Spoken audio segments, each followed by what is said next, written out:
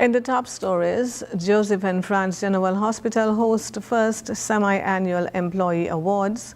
Prime Minister Holness says we cannot leave Haiti at the mercy of gangs, and leaders of 5 African countries head to Washington to meet Trump.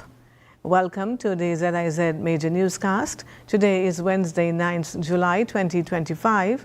I am Jasmine Thomas.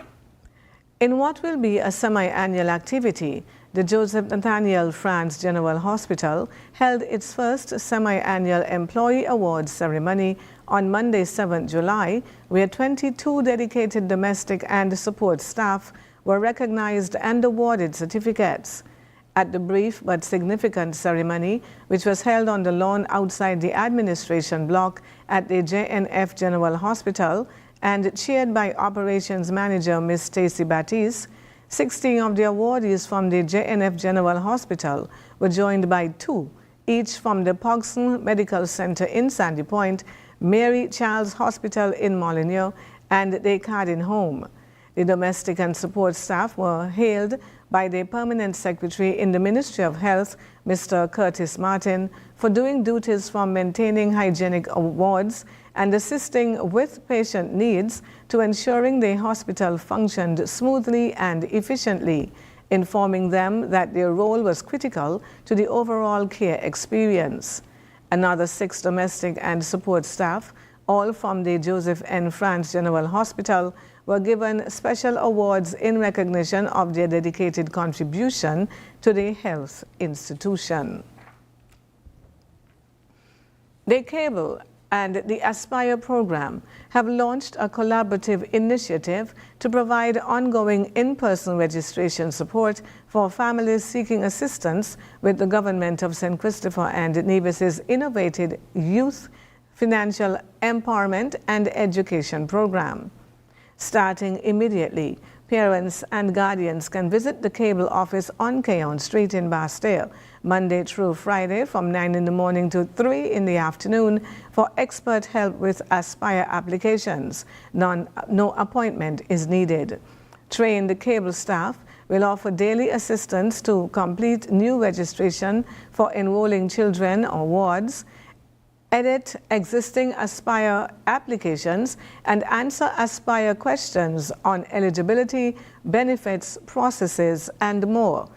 For faster service, parents and guardians are asked to ensure they bring along valid ID for parent-guardian, child's St. Kitts and Nevis birth certificate, citizen document, or valid passport with birthplace of St. Kitts or Nevis, recent proof of address within last 3 months, a copy of a recent utility bill, example, internet, telephone, electricity, or water, a recent bank statement from a bank other than National Bank, and a lease agreement.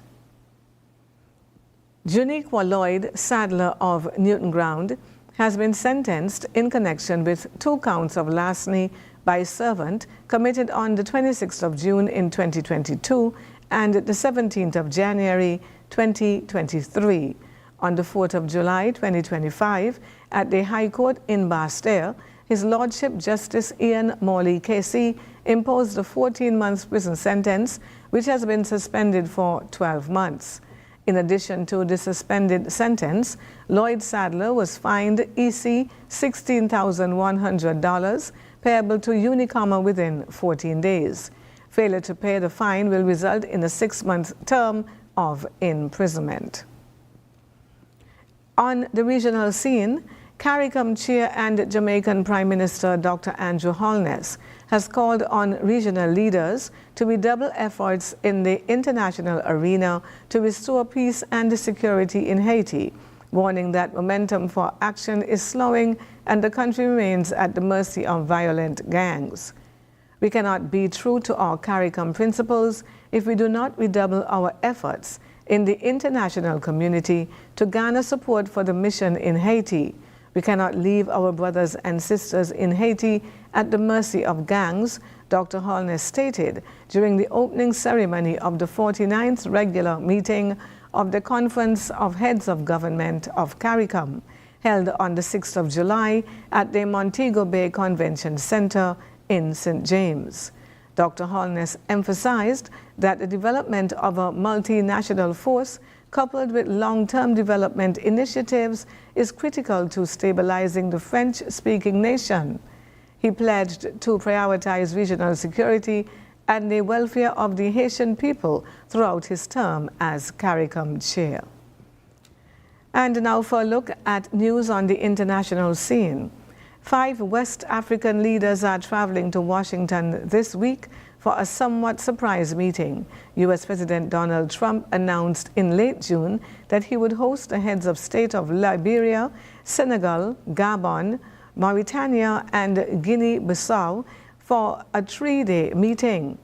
Washington has cited commercial opportunities as the reason for the mini-summit, lasting from 9 to the 11th of July. It seems as the first major diplomatic outreach to Africa from Washington since Donald Trump returned to office, following a tense one-on-one meeting between South African President Cyril Ramaphosa and Trump in the White House in May.